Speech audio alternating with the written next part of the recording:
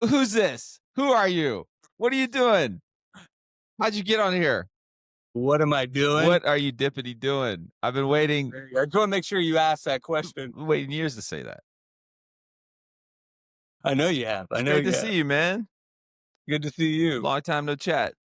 Yeah, it's funny. Well, it's funny to say that right now because we just talked for about 20 minutes before you taught me how to podcast. Well, speaking of chat, what's the last thing you chat GPT? That's what I want to know. What's the last thing that you were curious? No. What's the second to last thing? Second to The last second thing. to last thing. Yep. Oh, I was talking to Chad about how many pants a man should have in his rotation. I actually believe you did do that. How many? Oh, yeah. Yeah, I did. How many were there?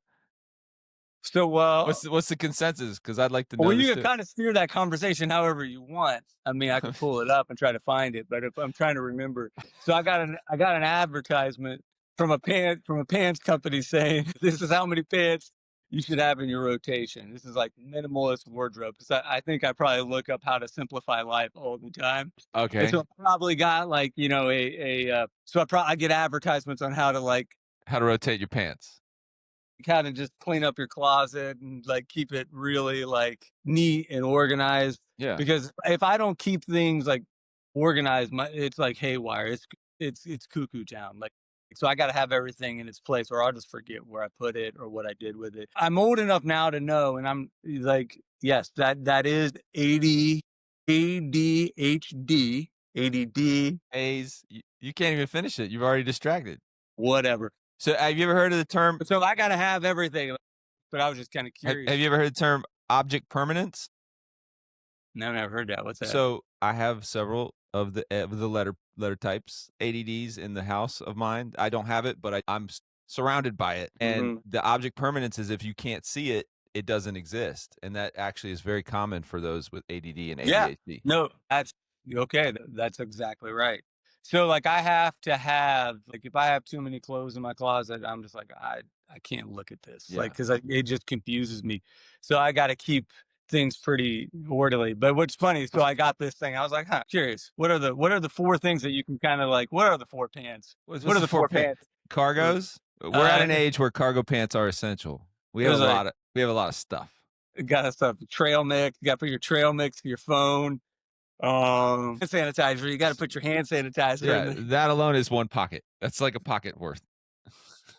Yeah, cargos used to just be. We used to just wear it to live. You know, it was a style, but now it's actually functional. So hip hop. I got my cargos. They're filled with markers and fat caps and my black book and Yeah. Well, that's because you were an artist. Mine weren't filled with anything. I just wanted to look like they were filled with markers and fat caps and spray cans and. I don't know, man. Like, there's a point where Adam Sandler was a joke and a punchline, and then you reach a certain age, you're like, I kind of get it, man. Like a Hawaiian shirt with like some basketball shorts kind of would be comfortable. Yeah, man. Like, I wonder if maybe I got it a little too soon in life. That's the problem. Well, I just want to say, hold on, John. I got to say this because back in the day, there's no question you marched to the beat of your own drum, and I look back in the 2000s.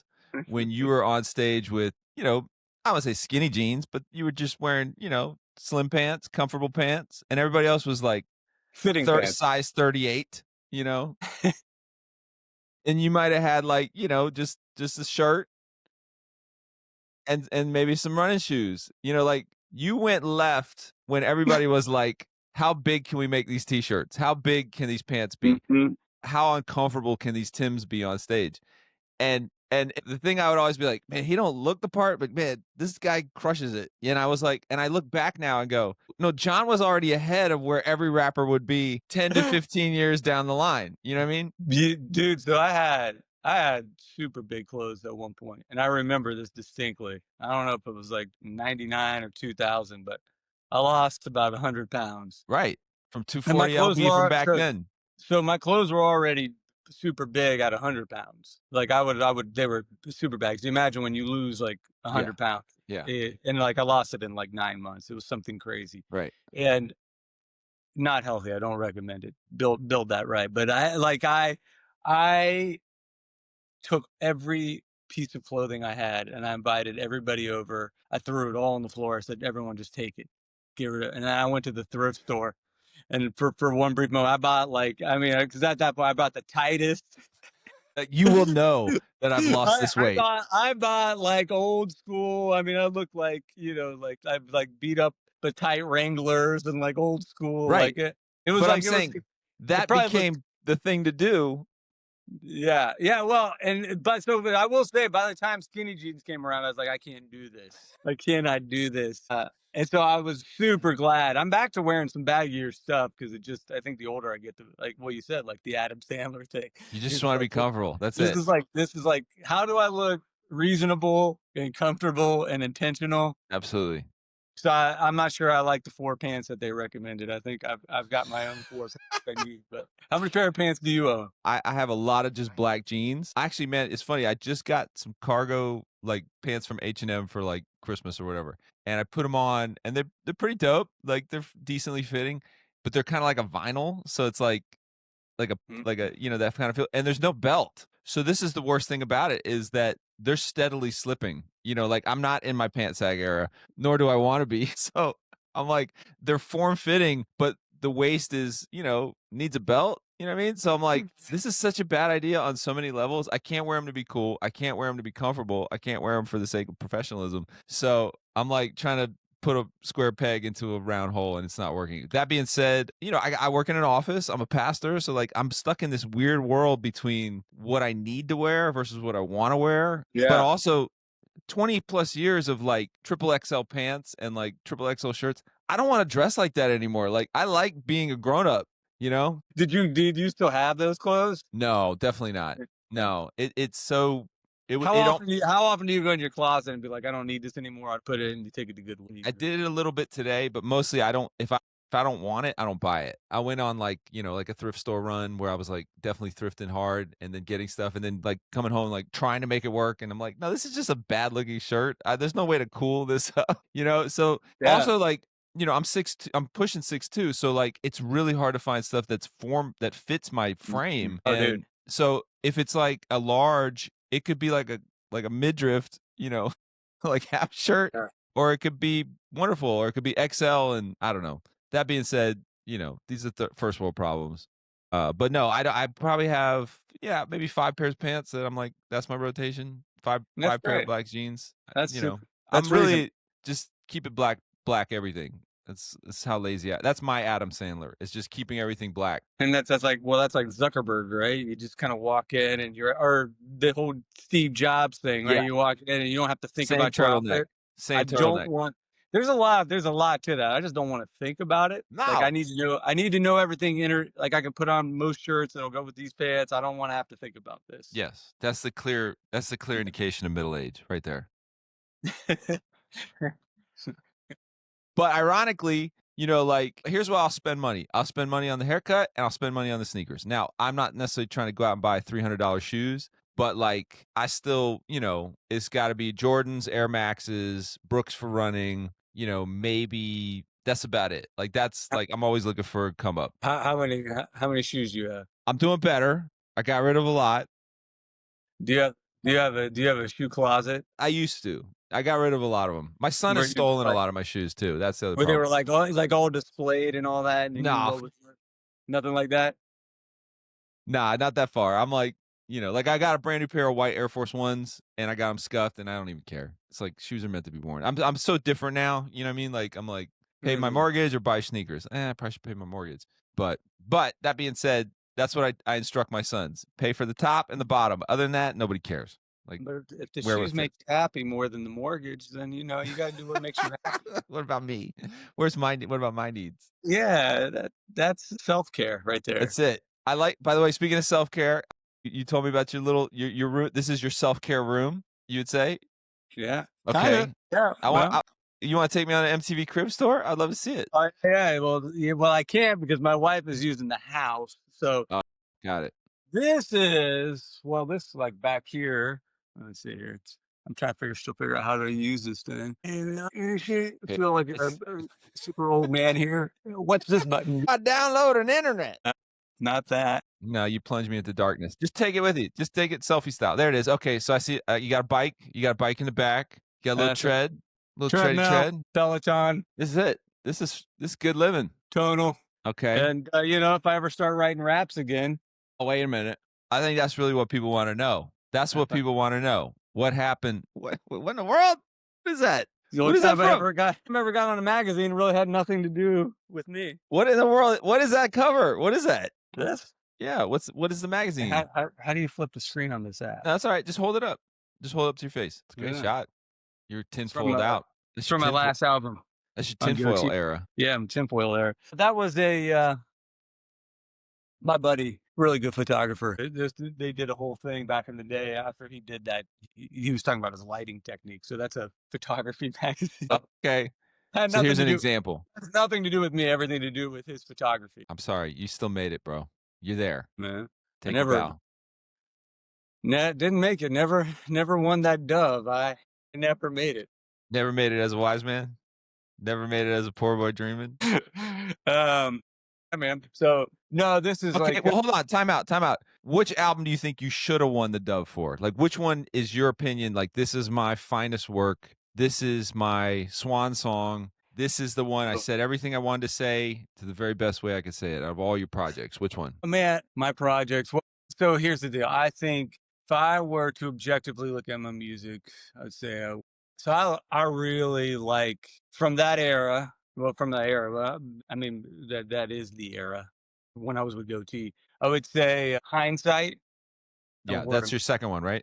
Second one, Yeah, Hindsight. that's my favorite one. That's my favorite one. That album to me, I really have enjoyed. Also, when I'm done a few shows, I really enjoy playing songs from that album. Like and word of mouth, I think is probably artistically and creatively one of my favorites. But I think a lot of that too had to do with the fact that that was such a collaborative album. It almost Word of doesn't. mouth. Yeah, it's that one. Is that the one with No, that was Boy vs. Senate. Okay. Which one is Word of what mouth. was the single off Word of Mouth? Word of mouth. Okay, got it. Good idea. You don't know that one? Listen, man, you and I both have 30 years of music, okay? What's your I favorite celebrate song? your whole catalog. I won't say What's this. what's your favorite song off of Word of Mouth? Clearly Word of Mouth. But You want to pull it up? I don't know. I don't take away from anybody. I don't know if any of them should have won dubs. But if you ask like what are my favorites? Okay. Well, I like Hindsight because I think the production shifted. I think Todd was really in his bag. I think Todd was like, I think you were saying everything you wanted to say in a way that was, I would say it was, in my opinion, it was before you got your record deal kind of mindset. Correct me if I'm wrong, but and you had such a successful first album. People don't understand as artists how hard it is if you have success out the gate. Like immediately the label wants you to repeat the formula. The fans want you to repeat the formula. It's like showing up to the party in an outfit and everybody expects you to wear that outfit for the rest of your life. Would you agree, or am I off there? No, man, I say this all the time. I had a wonderful label experience. I was fortunate. I feel like I'm more fortunate than most people. Goatee was great. The Goatee was great from the beginning. And I think Toby meant this. Toby told me, he goes, one thing I never want to hear an artist tell me is that the label made me do it. And he meant it. He would make suggestions like, I think you should do it. But they really gave me a lot of freedom. Who knows, maybe too much freedom, to be honest. Like, I'm like, are you guys sure this is a good business decision? You guys mind doing a little bit of micromanagement? You sure you want me to wrap myself up in tinfoil? You sure that's a good? No. They were like, I had a great label experience, and they really fostered the family, community, creativity ethos that they kind of, what they said they were front facing is what I felt walking into the offices and making the music. It was so fun. Hindsight was such a fun record. They were both really fun. My time with Todd was fun. I mean, you know that because that's kind of the era we were coming up together with Todd. But it was just fun because it was all new. We were young. In hindsight, I just think like it just felt very much like you said. They like the energy that I was able to bring what I loved about kind of hip hop that I grew up with, but do it in a way that was true to who I was, and also still was able to work within youth groups. And like that to me felt like a huge win when I look back at like being able to hit all three of those parts, to be able to do a hip hop album that I would be like feel good about playing at the open mics I used to go to, in that space. He's like, I understood it was, you know, goofy and sometimes cheesy, but it was done well. And then to be able to have that happen and also um, kind of find my own lane in within that, and also to be able to show up to a church in West Virginia and it still connect there. I was like, all right, Yeah, all the things were working. I don't think they understood.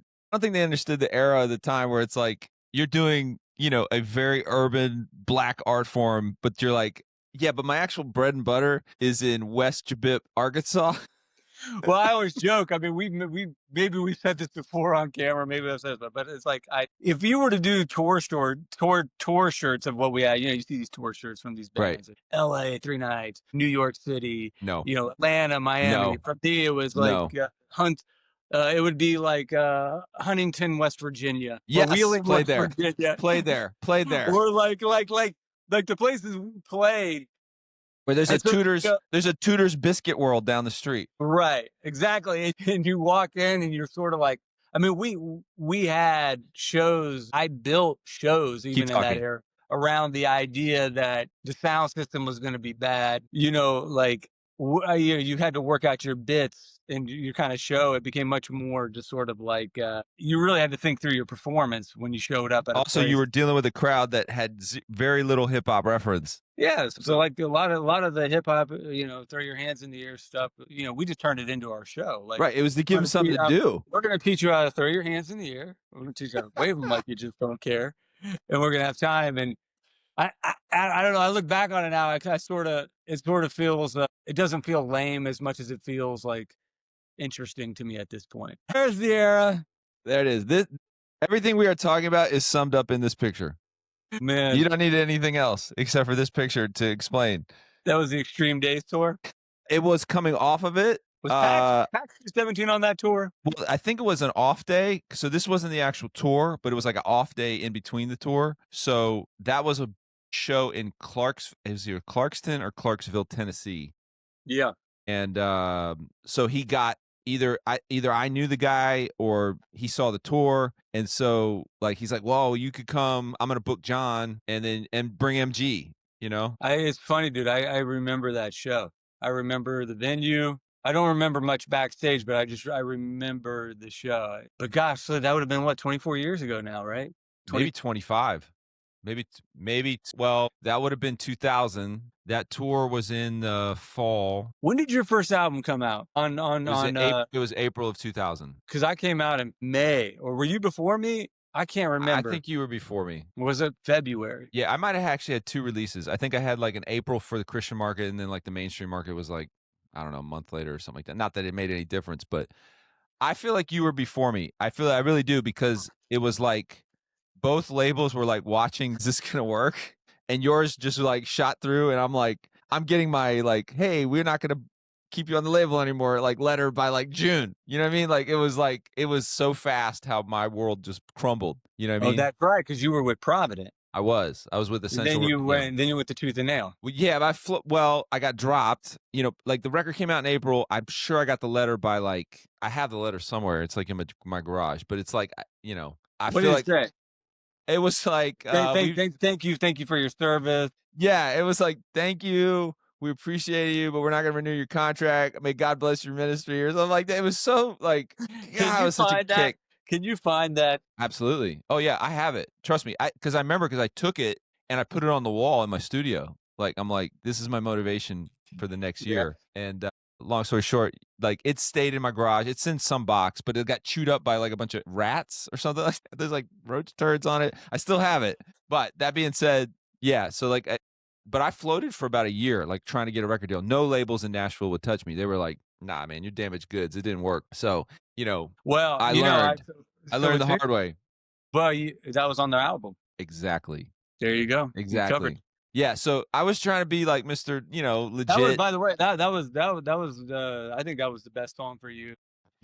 So it's weird. It's like I finished the record. That's a catchy thing. Well, they were like, I finished the record, and then they were like, I was like, is sure the record's done? They're like, yeah, record's done. And then like 2 months later, like, hey, we don't think the record's done. Flew me back up to Nashville, and they're like, we want you to do a DC Talk song. I'm like, I don't think that's gonna work. And I'm like, well, if I'm gonna do it, it's gonna be this one. But even that, it didn't work. I mean, like that song did not work at radio. Like it wasn't. I just kept getting L's after L's after L's, and then it was like the record. I was almost done. Everything was over. Everything was falling apart, and they were like, Carmen's putting out a movie. They want you to do like the theme song, like, but it's got to be a rap rock song. And I was so anti rap rock back then. I was like, nah, man, that stuff's whack. Those guys can't rhyme. And I did it like begrudgingly. And then, of course, that became the song that blew up. Which one was that? That's the thing. It never came out. Like, it just went to radio, Dude. and it was called 12 Round Knockout, and it just went to radio. I was already dropped by the label by the time this was getting, like, momentum. I had a buddy of mine back in the day say, the reason I don't like rap rock is because usually the guys can't rap or rock when they do. It's like the worst of rock and the worst of rap. So I That's don't how like I rap felt. rock. That's He's really like, how I felt. it's like, and then I thought, well, because I actually like some rap rock. I Oh, did yeah. some rap rock. Later Right. on, you did rap rock. Totally. But I was Totally like, came around. I love the blending. Like I remember the Judgment Night soundtrack. If you remember that soundtrack, Yep. like there was some really good tunes. Or like I think it was like De La Soul with Dinosaur Jr. doing interesting. Like so but I thought that was a funny observation that the stuff that gets really popular, he's like, I don't like any of it because they can't rap nor can they. Yeah, and I was like so backpackerish. But it's weird. Like I took my middle son, to POD about a month ago, maybe. Yeah. And like and they're obviously 30 plus years in the game, and they still crushed it. Like it was still just as good as ever. Yeah, I believe it. And Sonny is still just as down to earth and cool. Like he took time to really speak into my son. And now, like I'm so lost my backpack, like it's long gone. I'm like, no, I love, there's plenty of rock, hip hop, hybrid stuff that I love. I think POD also did some like, well, that album, like, I mean, it was Alive. I mean, that live, they were just it was just really good. So we're both dads now. We're both like, eligible for AARP discounts. I mean, like, what is your kid into? I know you have one daughter. Is that right? Got one daughter. Okay. She is super fun, super creative. She put out her first single. That's awesome. Have you heard it? I did actually. I don't remember it, but I did definitely hear it because I saw her on stage with you. I thought that was just like super cool. It's pretty great. She leads worship at youth group. Word. Real involved at youth group. Just really fun kid. She's also a really good runner, like cross country. I told her, you got to play a sport, dude. You just got to be on a team. And so she went out for cross country, did it 1 year, and then she was just like pretty good at it. Went back next year, and so this year she made it to states. Just like good runner. The VO2 max, it doesn't fall far from the tree. Yeah, so super proud of her. Like, cause I was like, but I was like, now you got to work at it because you're a good runner. What's it like being a dad, a girl dad? Because I can't relate. I got 3 boys. Well, since I don't know what it's like being a boy dad. I'll just say everything's broken in my house. Okay, everything's broken. The funny thing about my daughter is very similar to me. Yeah. So it's really funny. Times I'm like, oh man, this is going to be challenging because I can see the things in you, and I'm like, I know what you're doing. I know this. I've seen this movie, and I've seen this, and it's annoying me right now. And it's hard to be annoyed because then I have to kind of look at myself in the mirror because I this is know what everybody else deals with. I know what you're doing. I know right now you need a dopamine hit, so you're just talking to get to entertain yourself right now. I was like, boy, I need to apologize to some people over the years. Self-awareness is a painful drug. Yeah, no, but it's awesome, dude. I love it. She's a really creative, fun kid. So she loves, like, it's fun, like even to the like having her hop on stage. She loves getting on stage, and really she did at the show I just played with. Opened up her House of Heroes here in Columbus, and she came on stage and did Divine Inspiration and Thank You for me. So she was like, I was like, you want to drop a verse? And she was like she was like messing with different verses. We did a little back and forth thing. Let's go. Really, but so she's always down for that kind of stuff. She's a very, very fun kid, and so that's awesome, man. I love it. I don't know how I would have done with boys, so I think it's good. I think I'm happy with it turned out. I've got a great kid. That's great, dude. Getting back into doing shows, I watched, I saw your clips that you put up, and I'm like, my man has not missed a beat. Like you're just it's the I don't know how to describe. I can't do it without standing up. You do a thing where when the crowd is not adequately at your level of satisfaction, where it's like a side stand, two hands on the hip, and it's just I've seen this look on your face so many times. It's disapproving, but I know what you're doing at the same time, and it just makes them it just work 10 times harder to where listen, we all got it. We all have our little techniques, and watching that brought me so much joy because I'm like, it took me back to being on the side of the stage, being like, oh man, this is like it's like watching Da Vinci paint. You know what I mean? Like, obviously, we played a lot of shows for a little while. We played a lot of shows together. Then I think we didn't really, we just kind of went two different directions. But the point being is like, clearly, I saw what you're doing on so many different levels, and without any apology, totally stole things from your show. You know what I mean? Where I'm like, this is working for a reason. And watching that set, I'm like, man, well, this is like 20 plus years removed from Yeah, when you had to do this every show. And the irony of that 600 people in that club. man. Well, it was a Yeah. It's a hometown crowd, right? It was in Columbus, right? yeah. Well, House of Heroes is from Columbus, Right. and they still pack it out every time they play. And they've invited me a couple times to kind of join, on the bill. And I'm good friends with the guys. And dude, I mean, so when they went on, they crushed it. Sure. It's just like they hadn't played in a long time, and they're one of those bands where it's like, it's like that joke. Your favorite band's favorite band. They're that band. They're just So super. here's a story I use all the time, and I don't even know if it's accurate, but I use it anyway. Is I was in Columbus for whatever reason, I can't remember why. I hit you up, and you said, "Hey, meet me at this Starbucks. We'll get coffee." And they were working at the Starbucks. Is this correct? That's probably true. When was this? Oh my gosh, Eight? probably around then. Yeah, Yeah, yeah, I would yeah. say around then. And then years later, 21 Pilots obviously blows up, and there's that House of Heroes 21 Pilots Mhm. connection that I was like, oh yeah, clearly I went to the Starbucks where the 21 Pilots guy was, and I ordered coffee from him with John Reuben. Like this story I've embellished so much to make my kids be like, what? 21 Pilots got you a latte? I'm like, yeah, absolutely. Hey, you know what? That would have been because yeah, Josh played in the band. So I don't know if Josh worked at Starbucks. I think it was Colin. Just let me go with the story, man. All right, we'll go with it. Dude, talk about a live show, man. Those guys are good. Have you seen them live?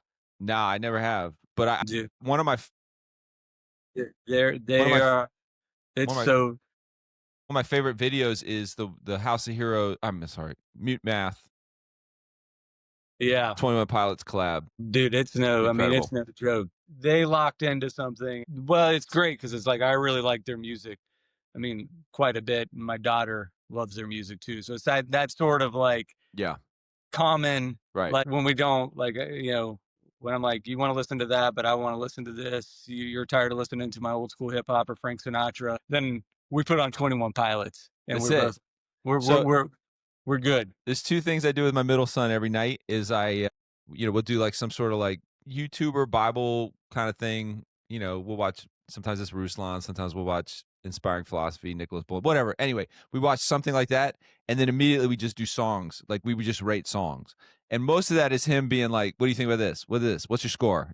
Like he's just like, it's like living in the house with Pitchfork. You know what I mean? Oh, I would love that. It's Maybe great. being a boy dad wouldn't be so bad. I like that idea. Well, That's how I function.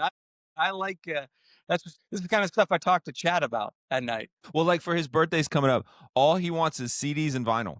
It's crazy. Dude. I'm like, this kid would have been a normal kid in the 90s. There's a regular kid. Now he's like, collecting. Oh man, I forget what else he wanted. But he loves a record shop. He's been producing in like Garage Band, but his whole style is like how he produces or makes music or plays. It's just completely different. Like he's the iPad generation. So like, I'm like, don't you How want old some outboard gear? You know what I mean? What's that? how old is he? He turns 15.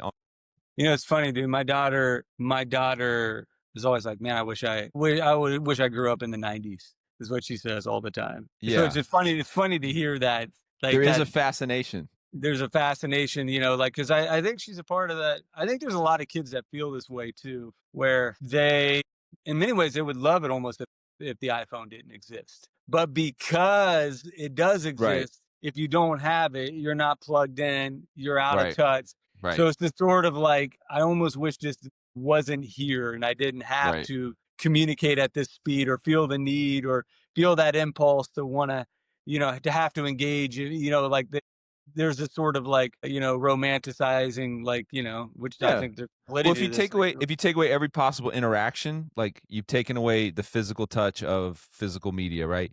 You take away the waiting to see your favorite video on something or the waiting to hear your favorite song on the radio. So Yeah. like everything becomes immediate. So these things now become like these like he bought a boombox from Goodwill. Like and brought me in one time to be like, "Hey, listen." And he's just going through the radio like he couldn't believe the radio.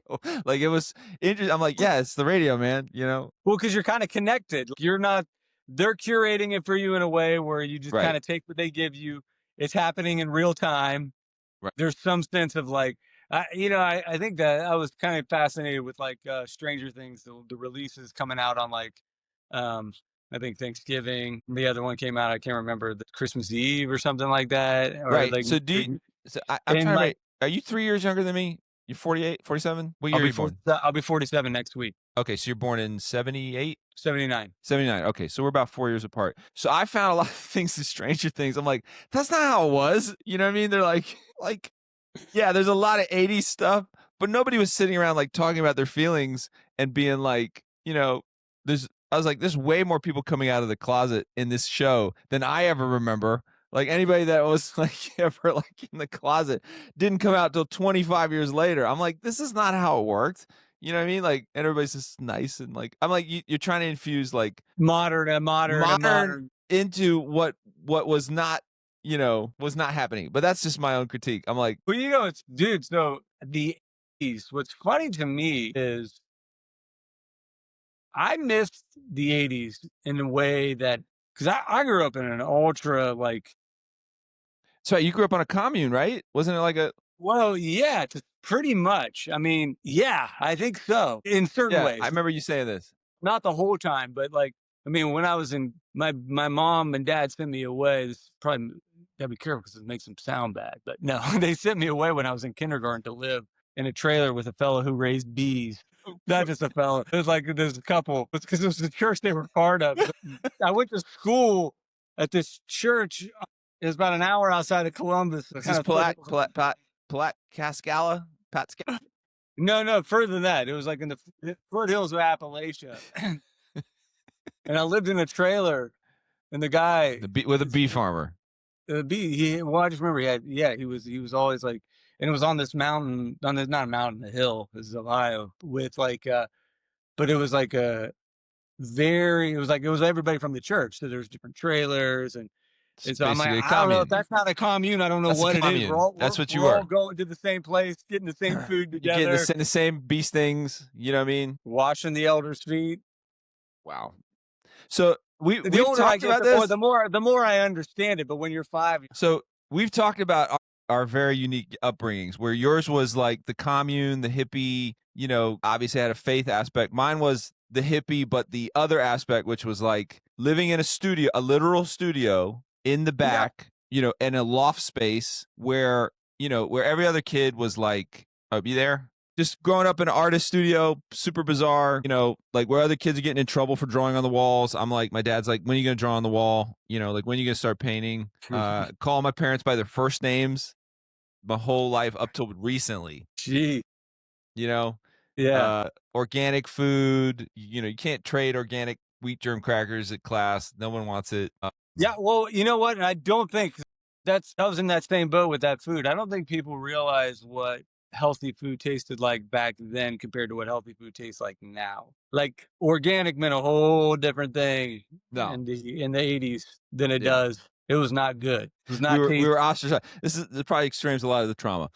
But this is why I that gained being all said, the weight, dude. This is why I gained all the weight. As soon as I got to a town where there was a McDonald's, really, I ate there every day. I can see that. I can Anyway. see that. So when my parents were split, I would play them off each other. I'd be like, my dad would be like, pick me up, like, where do you want to eat? He's trying to take me to the health food store. I'm like, we can go by McDonald's. But Mom would take me to McDonald's. that's it. Mom would totally take me right now. Pit him against him. If you really want to make me happy, Dad, you'll take me to McDonald's. Yeah, that Happy Meal is. I'm lacking happiness. You gonna bring the happy? Yeah. So, Well, let's but you then you did grow up. But you were familiar with a lot of the, like, you were watching Star Wars and all the movies. totally. Yeah, Oh see, man, I didn't watch all the cultural references that were going on in the 80s. I didn't understand it till I got older because I had to go back. It wasn't happening to me in real time. The only movie I had ever seen, and is why I always reference it, was Back to the Future. That's the only movie growing up that I remember being allowed to watch. so this was like all these movies, mainstream movies, off limits. Like Goonies, can't all do it. that. That was all E.T. That was all going back. Yeah, they're like, shut up and milk the honey of the bees. Just get the honey. Get in here, replace this tire, wash Uh, these feet. Okay. You know what? Have you ever heard this phrase? I think this phrase is very applicable to both of us, that the creative adult is the child who survived. You know what I mean? Like, I think that maybe probably propelled other things that made us great at other stuff. You know what I mean? Like, Yeah, well, and I think it gave to some degree, it gives you the ability to look at the world slightly different. So there was, I mean, yes, like, because when you don't have any frame of references, a lot of times you just do your thing. You're pulling right, from the little bit, and you kind of create something unique in that process, which I think is actually right. can be, the rest of the world might enjoy. You never know. Absolutely. So it was interesting, there's a lot of things I look back on that time now that I'm actually, a lot of things I would be like, that was the wrong approach, parents. But then there's a lot of things where I'm like, that was interesting. The things that I value now, you instilled that in me in a way that maybe other kids didn't. Absolutely. And so there's certain things about it now that I can look back on it, and I'm very appreciative of it. Absolutely. Well, so let's jump.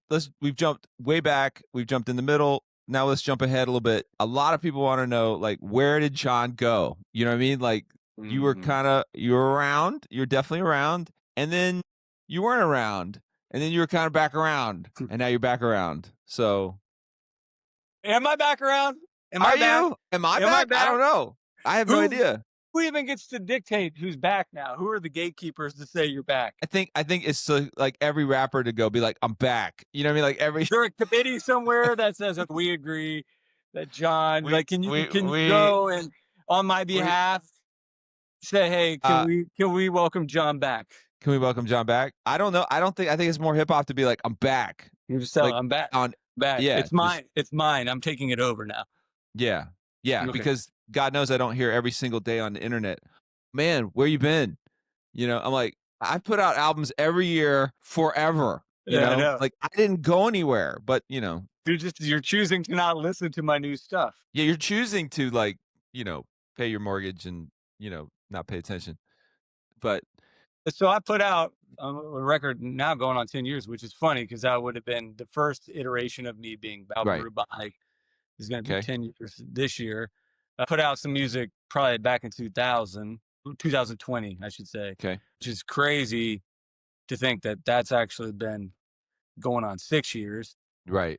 It's an eternity. This is crazy to me because I remember like how far. I don't know if you ever do this, like when you look at like, oh, Boy versus Cynic from Are We There Yet? It was like 5 years, but it seemed like such a long time. And now it's just like, oh yeah, it's been, to me, the stuff that's new in my mind is actually a decade old. So Right.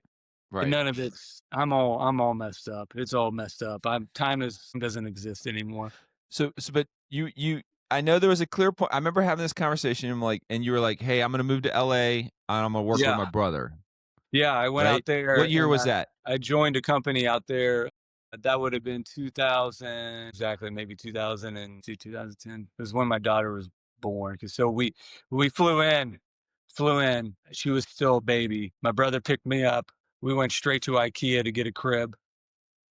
It was like suitcases, crib, Yeah. and then we stayed at my brother's spot. And I started working with him. So it was like Right. a crib and a mattress. That's what we bought. That would have been 2000. Okay. Well, I remember talking to you, and you were like, you said the offer was too good to not do. Like you were like, I remember that was one of your phrases you said. You were like, it was too good to not, to pass up. Well, it was just a fun, creatively speaking.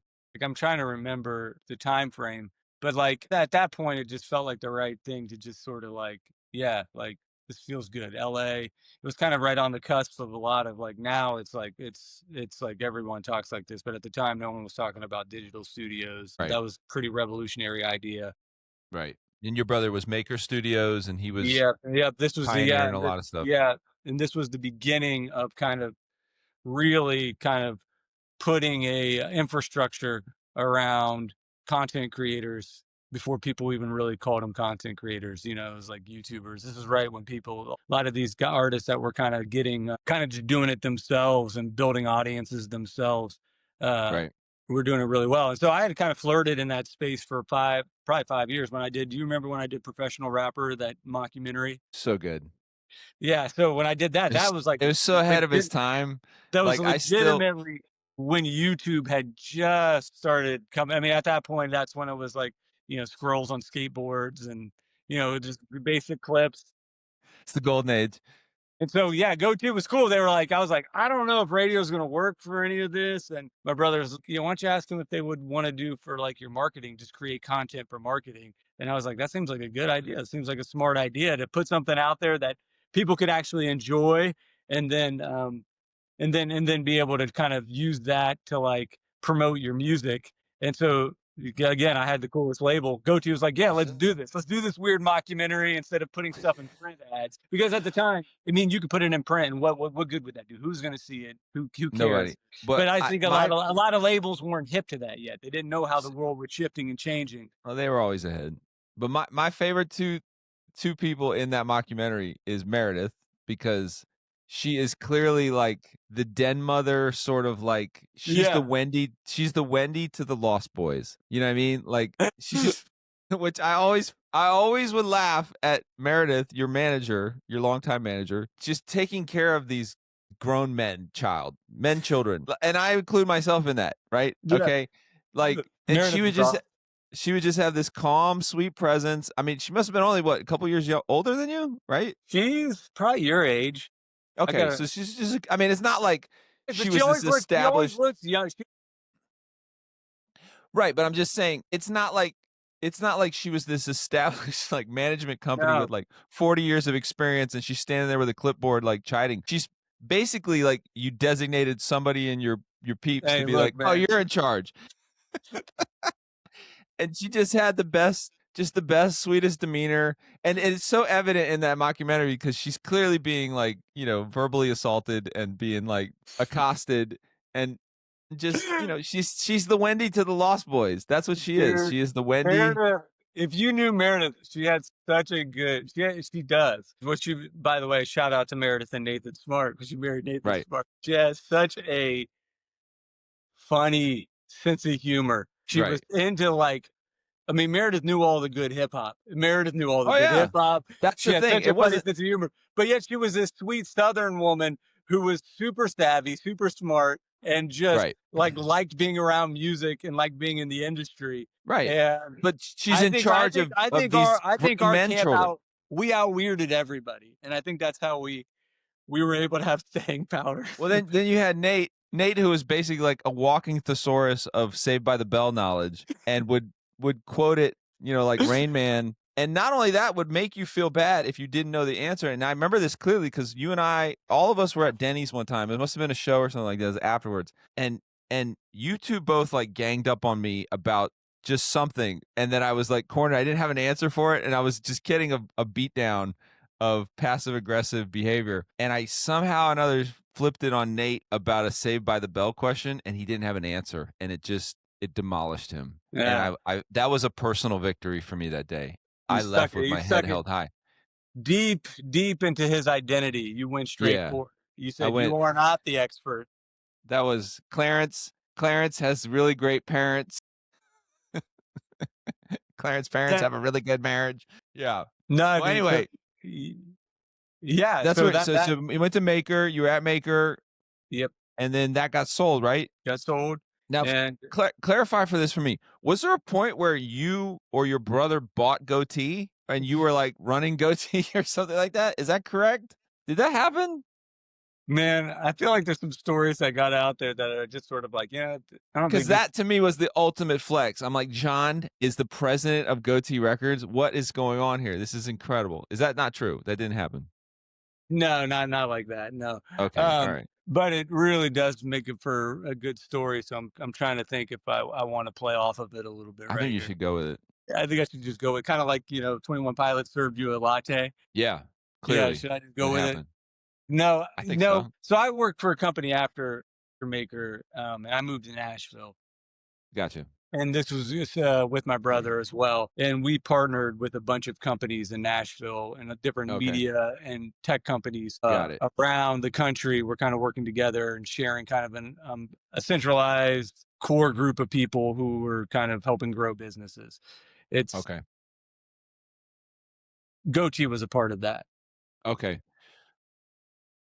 Well, I remember running into you randomly around 2017, 2018, and you were just meandering down the streets going to like somewhere in Franklin, and Yeah. you were like, I think you're going to the Frothy Monkey. And I said, John, hey. And you just were like 2 blocks away from like Yeah. I'm Yeah. like, No. clearly this guy's doing okay. He's got a place in downtown Franklin. Well, you know what, man? So it was like I moved back. I never moved. We didn't want to move back to Columbus at that point. So I was like, I always enjoyed. I mean, like again, I had a great label experience, and Goatee was right in the heart of Franklin before Franklin was even Franklin. Right. It was like this was very much a small country town when I first started showing up there, and that the house where like Jesus Freak and all that was made. I mean, Yep. we both were Totally. there with Todd. That was right before Todd moved into his attic. So much cooler when it was in the Goatee house, It was. the Jesus Freak house, whatever house it is. But that's where Goatee's still is today. But I mean, it was just that was such a fun experience. And I think at that time I was excited to get out of LA, and I was thinking like, what's the simplest, easiest existence? I was like, You're like, I can go to the Bug Nut Pig for lunch.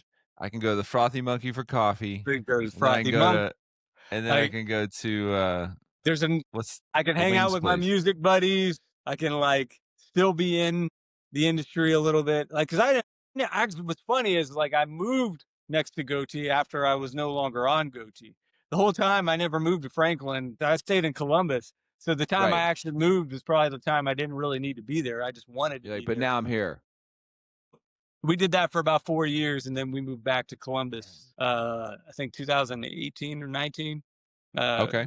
right before COVID. And then yeah, my wife is a counselor and a therapist, and so she works at the church we kind of have been going to. So again, once again, we're paralleling here. Okay. Your wife is a counselor and therapist. My dad is an art therapist. Really? Look at Yes. that. So I'm curious, when she was studying for her therapy, did she ever start practicing on you? Because this is clearly what my dad did. He would be like, I would say something like, yeah, today was just kind of a weird day. And he'd be like, well, how did that make you feel? I don't know. I think I'm kind of da da da da. Yeah. And how did that make you feel? I'm like, stop it. Stop it. Stop. Stop. Well, you Did you know ever go what? through it? So my wife is already wired like that. She's Got it. great at asking questions, and like this happens without her even trying to practice or anything like that. We'll be like, I just think it's how like people will just start sharing with her.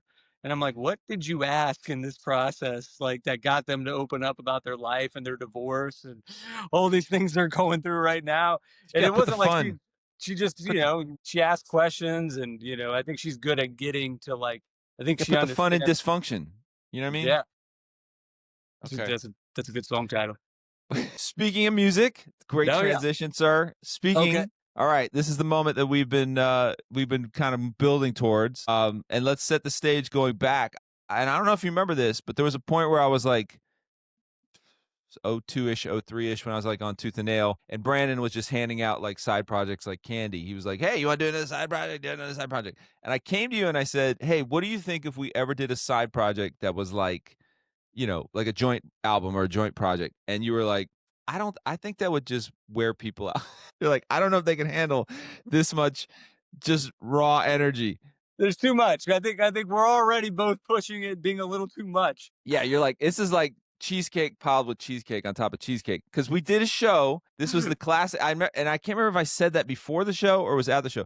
We did a show that the idea was that we would be each other's hype man, right? Yeah. And that we wouldn't, Cincinnati. yeah, it was in Cincinnati. It was it was literally in a basement, a church's basement, called the Underground. And I remember that this Just chicken. not a church's chicken, though that would be par for the Church course. is based.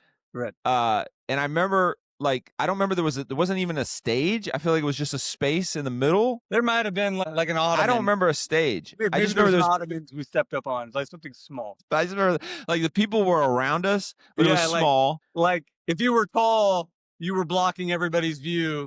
Right. You, I do remember that stage was pretty low Okay. because like it was like yeah, everyone's kind of like you're like right here staring at Yeah. people. I think we did that, or I did that because I was doing Scribble Jam and I needed something like to offset the Yeah. cost. But I just remember like maybe about 20 minutes into the show, I'm like, we have absolutely worn these people into the ground. Like that's all I remember was like these poor kids are gonna Because die of cardiac failure. we were trying to one up each other, and eventually people were like, "Come on, man! I don't want to throw my hands in the air anymore. I don't want to do this dumb dance. I don't want to do this weird. Stop telling me to say things. Stop telling me to say things. I don't want to like do any of your goofy youth group antics anymore. You've worn us out." Right. Yeah, it was like I don't think they can handle more than 30 minutes. I don't think even at 30 minutes I was like this crowd is wiped. Like they are Right. wiped out. But isn't that every hip hop show? Weren't you like bored out of your mind after like Yeah, like to an extent, yes, when but you have this like wasn't 10? No, I'm just kidding. There's this plenty was of hip like hop shows. everything was a 10 plus. I remember that. And I just remember thinking like I don't think a crowd could handle this much focused sunlight beams. You know what I mean? And I don't know if it was like after that I was like, well maybe this is a good idea. And I remember you were like, nah, it's too much. They can't it's too much. And then I was like, yeah, you're probably right. And I'm like, all right, well, next time I see you, let's go to Starbucks or something. Anyway, so that being said, we started playing around with music ideas, and here we are. Yeah, Here we are. here we are. Are we letting everybody know we're working on something? Maybe. Did I just say that out loud? I think you You could said the all, quiet part. I hmm. think you said the quiet part. Yeah. So my man Marty, who's produced a couple tracks, I should say produced a couple projects for me. It's been a great relationship working. I think the original idea was you just said, hey, why don't we get him to do like one song? And then he was like, he just was off to the races. So we got a bunch of tracks. I'm going to record some stuff today. I'm going to record what I've worked on. But I don't know about you, but man, isn't it fun to just rhyme? You know what I mean? Like to just Dude, rap for yeah, no no, this whole process, well, it's a jump started. That's why I've got this beautiful IKEA desk set up now, and I've got to figure out how to track my own vocals. So you'll be way ahead of me. But no, it's been really fun, and you know, the stuff he sent over is just super, super cool, man. And so yeah, I think this is a fun, what was I going to say? I had a thought. This is, bringing it back to a fun the, gallivant, a fun escapade, a well, and it's still fun like, what's fun about it adventure. is like, I'm still he's been sending them Fast and Furious. So I still don't know. It's fun to not know that is it going to be 6 months? This is going to be a double album. This is going to be a double album. Cause I know that's how people like their music now. Double It's going to album. be a triple album with a CD DVD like Yeah, I went from 1 2 to now we got it's been really fun to just have a bunch of creative ideas, and I right. think him reinterpreting kind of creatively who we are and kind of putting his own unique spin on it is going to be really fun. So I'm actually really Well, excited. what I find Marty oftentimes when I do music with him, he's like, "Yo, man, just like tell these kids like they suck." You know, he's like, "Tell these kids that they ain't got it." He's like, he really wants to be mean. Like I'm like, I'm not angry anymore. Like I've got nothing to prove. I'm not mad at nobody. I'm not wearing my Tribe Called Quest shirt, yelling at the kids to get off my lawn. Like I'm in a really great place. So I don't know. I mean, I can but I yet can I can I can get mean. you I can get get mean. mean. You I get got a mean. I mean get streak. maybe instead of maybe we just get mean towards each other. Let's give the people what they really want. Like after all these years of us kind of being lockstep, and then you obviously having more success than me. I've got a lot of mean things to say about You you, you have a so lot. I can You could be mean. yeah. I mean, I I can't. haven't worked this out with my wife yet as a therapist, so I could pull up some anger towards. Anything you would say, I'd be like, "Oh man, I appreciate that." That's good constructive criticism. You're probably Yeah. right. So Yeah, I now apologize. we're gonna have to do some shows then too. That's what I'm thinking. And we're working on something right now. Yep. I'm thinking Uh, Venue is still up in the air, but we'll probably clearly do. we What do you think about 120 dates next year? minimum, minimum. Yeah. Do you think can we get Provident to wrap a tour bus for us? Is Are they even Providence still around? are they Did they still burn around? to the ground? I have no idea. Like every time I turn around, there's like a new CCM like controversy coming out that I'm like, oh my gosh, Yeah. like okay, another one bites us. And people ask me like, did you know? Were you there? Did you see it? Spill the beans. I'm like, my man, it's dirty everywhere. I don't know what you want to say. Like, you get enough people around and bad things happen, or good things. It's not all bad. There's a little bit of good, right? There's still some good people out there. I would consider you one of the good ones. They're still around. It's like anything mean you could say to me, I'd be like, thanks, John, man. I appreciate that. But we gotta get somebody, dude. We're gonna have to go on tour. We're gonna have to get somebody to wrap our tour bus for us and pay for a tour bus. Okay. I've always wanted to do this. I've wanted to film a documentary of me showing up to like 75 seats at a coffee house somewhere in a full blown tour bus. I've done that. Clearly. You're like, clearly we have outkicked my coverage. Clearly. Who can we You're get? like, We need to get somebody to take us on tour so we can make this thing real. Can you oh, man. can you keep your job at the church and leave for half the year? Absolutely not. But then again, I'm sure I think could like I AI a version of me. Like, you know what I mean? Yeah, Like, exactly. the holographic technology is there. Or maybe I could go live and then you just put me on the screen. There's got to be a hack for this. It's gotta be. Ask ChatGPT after you ask about the pants again, but then ask ChatGPT. Yeah, who would be appropriate? What would be an appropriate thousands-ish wrap, like WWJD bracelets or I'm True gonna Love pull back. weights? We're Acquire going the back. fire. I want old school KJ with the triple X clothes. I want that. Pull that picture up again of you. That's the KJ I want. When I create the hologram of you to perform with me, This that's guy? There he is. Where he is, right there. Yeah, I got a Timberland shirt on. That's pretty hip hop. Nah, you weren't. You looked reasonable. Look at I was that. doing Look all at right. the outfit I'm wearing. Yeah, like speaking of tight shirts. You have cargo pants on. Oh, Right there. those are horrible. See, That's a that's what I'm good saying. look. I was already in my Adam Sandler phase, dude. No, listen, look, you're green, complements your skin tone. You're clearly, you're like, it's not about me, it's about them, Hey, was that in my eyebrow ring phase? I can't tell. No eyebrow ring. All right, good. No. You're adorable. Great. Look at I'm that's a saying. good looking. That whole group right there. That's a good looking group. It's a good crew. MG looks like he's just stepped out of a Parliament Funkadelic video. No, I remember they were doing that. They had those teeth. Him and Othello were always. Oh, listen, they would check into hotels like that. Like, I would be like, man, guys, just not this time, please. And they're like, yeah, guy, like they would stay in character the whole time they checked in. Dude, so that's when I first met Othello. Like, so now I'm remembering we went out to eat afterwards. I remember. That's. It was one of the first shows we kind of did together post labels. I remember that. Do you think the Extreme Days movie still wants to promote that movie and we could get them to wrap a tour bus for us? By wrap, what I mean wrap, just because so people know when I say wrap a tour bus, I mean they put our faces on the tour bus. Yeah. And we drive around the country and play shows for 50 people. I think 50 is too much. I think that it needs to be the amount of people you could fit onto the bus. We can get 50 people. You think we can get 50 people in Wheeling, West Virginia. Now, are they in good health? Probably not. They might have back problems, but I think they'll be there. Yeah, you're right. They're right. They're there. They're especially if we just do a love offering.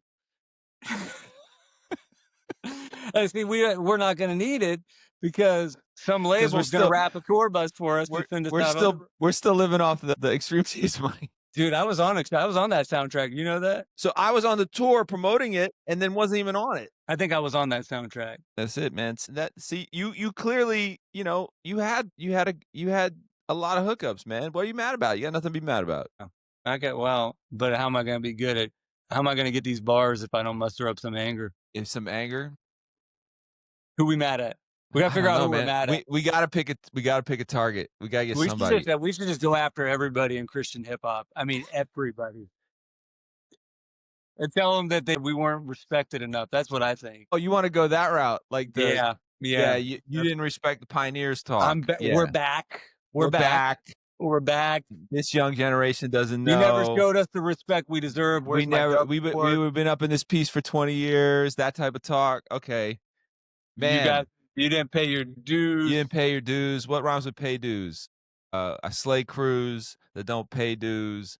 Your way news getting a gray bruise. Getting a gray bruise with bruise. You're metaphorically bruised with the cruise. What's cruise? With Blues Clues. Okay, I can work off that. Rude. The only problem is all the songs have to be like 2 minutes now. Like nobody has attention span. So like, how many angry bars can you fit into like? All I need is 8. 8 raging angry bars where I just assert my dominance. 8 angry I raging mean, you've heard bars. my song "Greatest Christian Rapper Ever," right?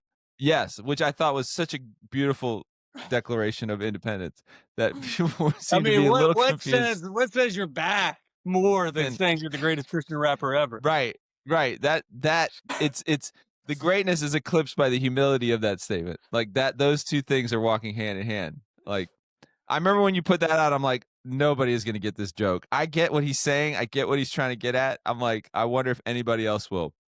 I think people got it. You know, dude. People got the So, joke? well, so that's what's funny. Going back to the professional rapper thing I did with Meredith. Okay. Well, I remember them showing it at a GMA, and that was the moment I realized, like, I bet you 5 out of 10 people are going to really love this. About 3 out of 10 people are going to never listen to me again because of it. And about not a GMA, the GMA conference, and about 2 out of 10 are just going to be so confused. Yeah, Like, because nuance and intellectual highbrow really goes over well in the Christian market. Definitely, that is one of the benchmarks of this industry. I make thinking man's music. Yes, definitely.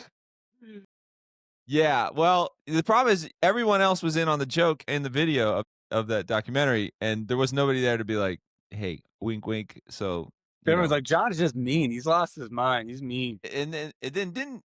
I'm digress. It doesn't matter. Yeah. You know what? You know what? Anyways, we're gonna Music on the way. Shows if you on the guys are way. interested in booking a show, we need 150 of them in 2026 Minimum. And we're 7 stacks just to walk in the room, just to pick up the phone. What is a stack? A stack is a grip. It's a G. It's 1,000. So it's one stack, 1,000. So 7 stacks just to pick up the phone. You know, money talks. Everything else walks. But if that's too much, we can work. We'll also do it for a love offering. So somewhere between. somewhere between. You know, I dare you to book me, and like that'd be really cool if you could. Like that's where we're somewhere between. You know what I mean? Somewhere between you owe us and we're really happy to be here is where we land. Right. Somewhere between those two things. Please. Yeah. Please. But we're not asking for much, but we're also asking for everything. So understand. Just in case. We're also asking for everything. Also, if you don't have everything, we're okay with nothing or minimally barely anything. Those two things would be acceptable. Nothing in between from point A to point B. So unless you want it to be in between. Unless you want it to be. And that's fine. We understand. It's a different time. Also, respect the shooter. Respect the player. Respect the architects. Also, the legends are coming to town. Respect the architects. But whatever. This is like it's like if passive aggressive was a booking agent, that's what that is. That's you know, like we might put it in our record. We might say it on record that we're worth a lot, but just know. But we're also don't let that intimidate. We understand. Don't let that. But also, if it does, that's okay. I like this bit a lot. If it's okay. Also, we'll do whatever. Right. Really, we'll probably play like 3 or 4 shows. That's the goal. I would say maybe, yeah. Well, we got to do one. Or a lot. We'll play a lot or a lot. Look, this whole thing, I think, started with me just asking you how I can get out of Columbus in February. Yeah. So let's just go to the real reason. I just wanted to get out of Columbus in February, so I was like, which is understandable. I mean, let's just do this podcast live. Yeah. So if you could just get John from a place that he's from, that he talks about a lot, that he represents for really hard, also doesn't want to be there. I don't want to be here in February. So the reality is this. I love Columbus, Ohio. It's actually a fantastic city. If you know, you know. May through December, I can tolerate January because I'm so burned out from the holidays. Right. February, March, April, I got to get out. out. So what I'd love is if you're down south anywhere. You're like, can you help me? Anywhere where it's above 55, 60 degrees. So that could be the bottom of Texas. That could be Florida, Arizona, New Mexico, California. If you would like to book me and KJ, next month or March or in April. You just let us know. It's a very short window, but it's a very specific window. Those are the only places I want to play. There's a window of time and space that I choose to operate in. And then after that, I don't want to do anything. I just after that, I've got me time. I need to regroup from May through January. I need to recalibrate. And then I want to tour for 3 months in the South. That's all. Pray about it. Are you below this latitude and longitude? If you could draw on them, just draw the map, put the map up there, draw the line, say this is where we're playing. It's like border towns, how many coastal towns, Puerto Rico, Puerto Rico, coastal border towns. Yeah, Hawaii. Yeah, man. You ever played Hawaii? I have played twice, maybe 2 times. Jeez. 2 times. Yeah, cool. Never played Hawaii or Alaska. Did Alaska. It's cool. So you've done all 50 states. I think so. Really? New England was never great. I never got a lot of bookings, in so you never East played Bangor, Maine. Never played Maine? I did play Maine maybe once, like on a tour. You played everything, I bet. I bet you played every state. Maybe. I feel like there's the New England town I may not have played, but whatever. You're gonna have to chop this episode up into like 2. Oh, this is gonna be like we're up to 120. Hey, listen, I think we're just getting started. I think we're just you think we're not getting along. I think we're just getting along. It's like, show me the money. Anyway, let's go ahead and let's stop here. I think we made that announcement. I'm going to go in and probably I'm going to stop it actually. Let me pause it. All right, y'all. Okay. Thank you guys for tuning in.